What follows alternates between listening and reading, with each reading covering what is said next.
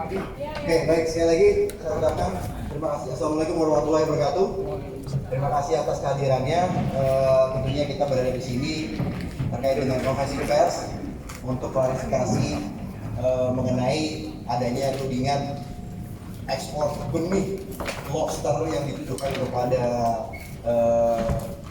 yang ada di depan Bapak Ibu sekalian. Saya perkenalkan terlebih dahulu dari paling kanan, yaitu yang paling cantik hari ini, yaitu Rahayu Saraswati Djoyohadikusumo. Dan di tengah nanti selaku moderator yang amat penting sekali hari ini, yaitu Pak Hotman Paris atau Pak Komang Mena yang sudah berubah sekarang. Dan paling kiri sini adalah Bapak Hashim Djoyohadikusumo. Untuk itu saya persilahkan langsung diambil alih oleh Pak Moderator. Silakan Pak. Halo. Takut maskernya nggak? Dua lapis. Oke, selamat siang rekan-rekan semuanya. Saya bukan gara-gara kasus ini ditunjuk sebagai kuasa hukum keluarga Pak Ake. Beliau sudah dari klien saya sejak krisis moneter tahun 98, benar ya? Termasuk juga Pak Prabowo. Jadi saya sudah pengacara keluarga hampir 20 tahun. Jadi lebih ya. Cuma honornya nggak 20 tahun terus menerus. Oke, yang kedua, topik utama hari ini adalah sebagaimana dalam undangan hak jawab atas dugaan fitnah. Ya, ada dua poin yang paling utama. Ya, nanti akan saya kasih penjelasan lebih detail. Waktu Menteri Perikanan ditangkap KPK, ya, seluruh TV memberitakan, dan backgroundnya selalu gambar Pak Hasim dan gambar Sarah, seolah-olah yang telah dieksportir dari Binur Loket tersebut. Hampir seluruh TV. Jadi kalian semua hampir semua pelakunya itu, ya. Dugaan pencemaran nama baik, ya. Seolah-olah hidup pikirnya itu inilah yang gue ini di belakangnya. Padahal izin ekspornya aja belum ada. Yang kedua, lebih parah lagi, sesudah Menteri Perikanan ketangkap, tiba-tiba keluar lagi tulisan yang sangat indah. Ya, para perompak benur. Perompak ada tahu nggak artinya? Ada yang tahu nggak? Perompak. Kalau di bajak laut artinya apa? Dia bajak laut. Bang, kiri bang. Ya, ini dia nih. Para perompak benur. Memang tidak disebutkan perompak benur tersebut Prabowo atau Hasim. Tapi gambar di belakang ini pasti mirip Edi, Menteri Perikanan. Ini siapa lagi kalau bukan gambar Hasim ini? Ini lebih mirip lagi, mirip wajah Prabowo. Artinya apa? Kalau ini dibawa ke saksi ahli, berarti yang dimaksud dengan para perompak itu adalah Hasim dan Prabowo. Dan di dalamnya ditulis bahwa kita sudah mendapat izin ekspor benur. Demikian juga dalam koran Tempo juga begitu, hampir sama, mengatakan sudah punya izin benur. Padahal kenyataannya sampai hari ini, ya, sampai hari ini PT yang dipimpin oleh Ibu Sarah ini, yaitu PT Bima Sakti Mutiara, sampai hari ini belum mempunyai, masih menunggu kelengkapan izin ekspor, masih menunggu. Ya, ada 4 sertifikat lagi yang dia belum dapat. Ya, yaitu 1, surat keterangan telah melakukan pembudidayaan lobster bagi eksportir, belum dapat. Yang kedua, sertifikat instalasi karantina ikan belum juga dikasih. Yang ketiga, sertifikat cara karantina ikan yang baik juga belum dikasih. Keempat, surat penetapan waktu pengeluaran. Pengeluaran ya? Jadi 4 kelengkapan surat izin ekspor dia belum dapat. Artinya belum mempunyai izin ekspor yang lengkap. Artinya tidak pernah melakukan ekspor. Artinya apalagi tidak pernah nyoba untuk mendapatkan surat itu. Justru disitulah yang sangat disesatkan oleh Ibu Sarah ini, apalagi bapaknya. Dia sebagai ponakannya Prabowo justru mendapat diskriminasi. Karena apa? Orang lain sudah 60 dapat izin ekspor, mana dia belum dapat. Benar nggak? Waktu dia dapat izin untuk pembelian, sudah puluhan dapat oleh para pengusaha yang jago lobby, sudah duluan dapat izin ekspor. Sampai hari ini, sampai ditangkap Pak Menterinya, izin ekspor dia belum ada. Jadi, kenapa sampai ketangkap menterinya sama orang-orangnya? Total tidak ada kaitan karena memang dia tidak punya izin. Padahal dia ponakannya Prabowo.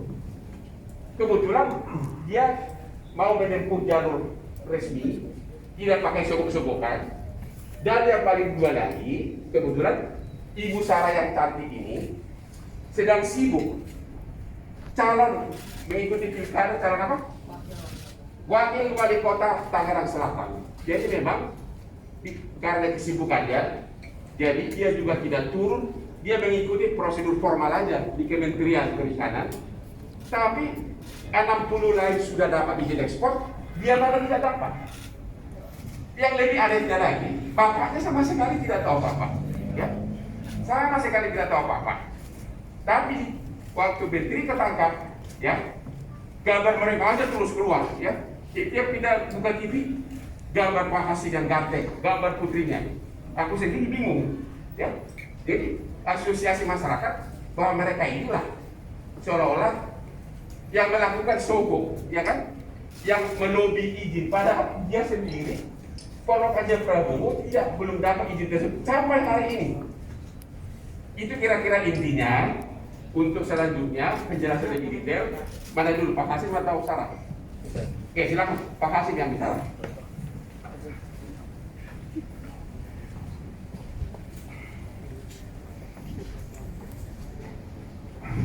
Terima kasih Pak Hotman, Bapak-bapak, Ibu-ibu, kawan-kawan dari media yang saya hormati dan saya banggakan. Assalamualaikum warahmatullahi wabarakatuh. Shalom, Om Swastiastu, Namo Buddhaya, Rahayu, Rahayu. Salam kebajikan. Pertama-tama saya mengaturkan terima kasih kepada kawan-kawan media semuanya yang berkenan hadir. Kami pilih tempat ini karena ini terbuka, ya, ada angin. Karena kita pilih tempat yang cukup aman, ya. Mengingat ini sekarang kita di dalam masa pandemi, maka tempat ini. Selanjutnya saya mau sampaikan apa yang dikatakan Pak Hotman itu sangat betul.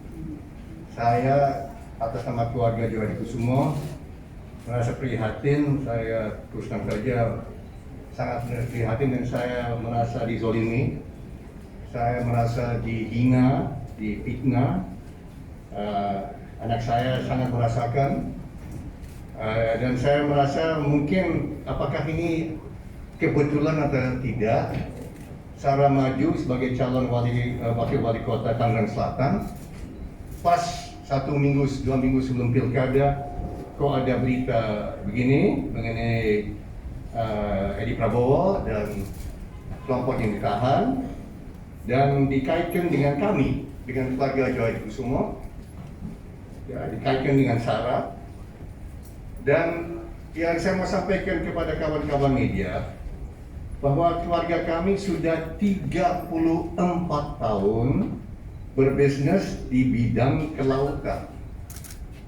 Nah, kenapa saya jelaskan? Karena banyak tidak tahu. 34 tahun, sejak tahun 86 di bidang budidaya mutiara. Yaitu PT Bima ini? Ya. PT Bima Saksi Mutiara.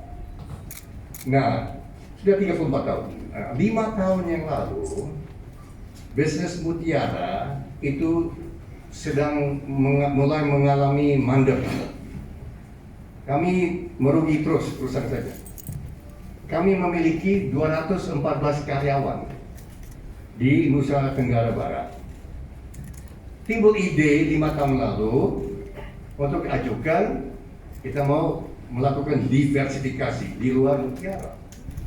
ada ide untuk teripang, ide untuk lobster, budidaya, kepiting dan sebagainya. Ini kan kelautan. Nah, khusus untuk lobster dilarang budidaya, apalagi ekspor. Menteri yang lama melarang budidaya lobster, maka kami tidak melakukan, kami tidak bikin budidaya lobster, apalagi ekspor. Nah, dengan menteri baru yang kebetulan saja itu dari partai kami, Gerindra, kami ajukan. Dan waktu itu saya ketemu Pak Edi tahun lalu, saya bilang, Ed, berapa kali saya wanti-wanti, saya usulkan diberikan izin sebanyak-banyaknya. Saksi hidup ada di belakang saya. Saya bilang, Ed, kalau saya Ed, buka aja. Sampai 100 perusahaan, buka saja. Kelompok tani, koperasi, buka saja. Karena Pak Prabowo tidak mau monopoli. Saya tidak suka monopoli. Dan Partai Gerindra tidak suka monopoli. Sudah berkali-kali saya sampaikan. Nah, bulan Mei kami ajukan izin untuk budidaya lobster. Itu bulan Mei. Sebulan kemudian kami dapat surat penetapan budidaya. Bukan lobster, bukan ekspor lobster, budidaya lobster. Dengan persyaratan-persyaratan, kalau sudah dipenuhi, tadi Pak Otman katakan kan ada 4. Ada 4 syarat, baru bisa ekspor lobster. Sampai sekarang ini, sampai detik ini kami belum dapat izin lobster. Dan kami belum melakukan ekspor lobster. Ya, ini saya mau luruskan karena hampir semua kawan-kawan saya, bahkan ada keluarga saya, keluarga kami, berpikir kami sudah punya izin lobster.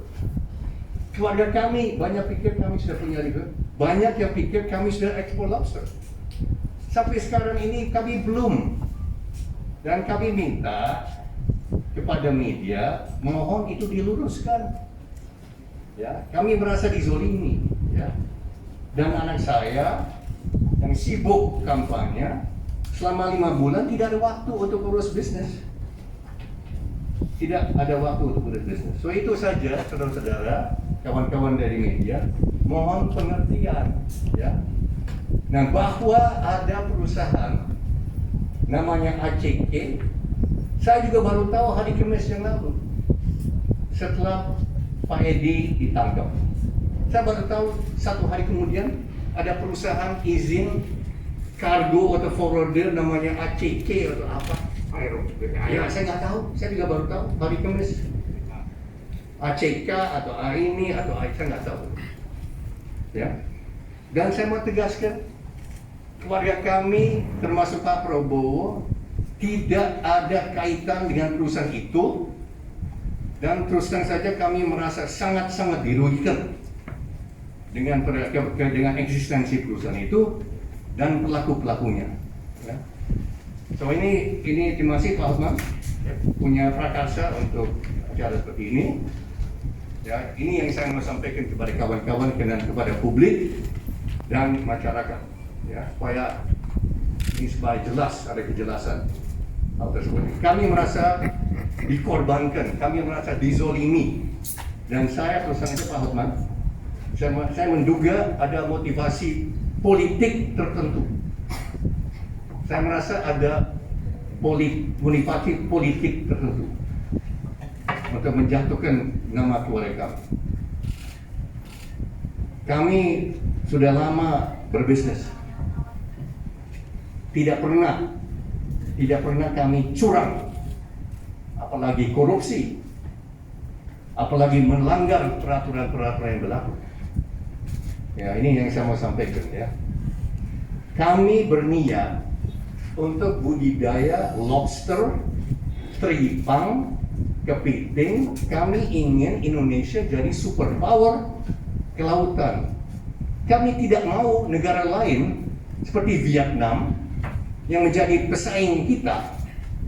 Kami tidak mau mereka melebihi kita, mengungguli kita. Kita mau Indonesia yang unggul. Pak Prabowo ingin Indonesia unggul, bukan negara-negara lain. Maka kalau dikaitkan dengan ekspor benur, saya kira kebangetan ya, orang Jawa bilang kebangetan, kelewatan, saya kira begitu. Saya sedikit emosi, maaf ya, mungkin sebaiknya saya serahkan kembali ke Pak Hotman. Oke, jadi inti esens abstraksi dari pernyataan dari Pak Hasim adalah bahwa ketangkapnya Pak Edi atas dugaan sogok menyogok soal ekspor benur lobster ini tidak ada kaitannya dengan perusahaan dari keluarga Hasim, karena orang izinnya aja belum dapat sampai sekarang. Sementara pengusaha-pengusaha jalanan yang biasa bermain lobby, apakah dugaan sogok menyogok, sudah menurut media sudah hampir 60 yang punya izin ekspor.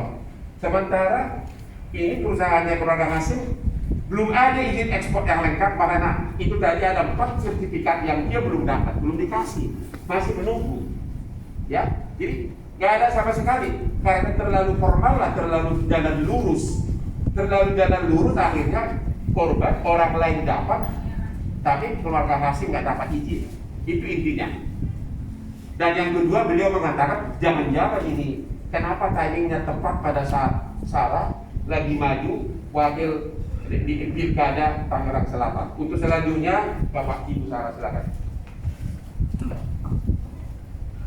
Assalamualaikum warahmatullahi wabarakatuh.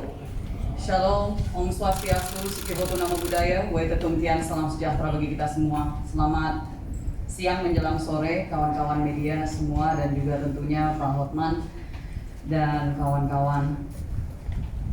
Hanya untuk melengkapi saja apa yang tadi sudah disampaikan oleh Bapak Hotman dan juga Pak Hashim, bahwa yang pertama, ini bukan lagu baru. Ini sebenarnya sudah cukup lama dimainkan.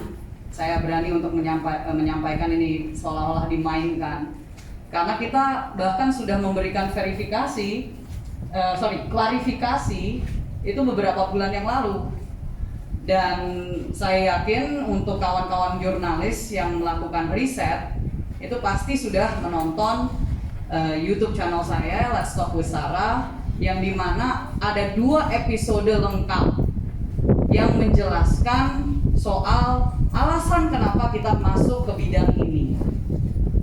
Dan ini pun juga, bidang ini artinya pun juga bukan hanya lobster tadi yang dijelaskan. Kita sebenarnya mau Indonesia menjadi negara superpower untuk kekayaan alam kita, yang salah satunya adalah kelautan, dunia maritim.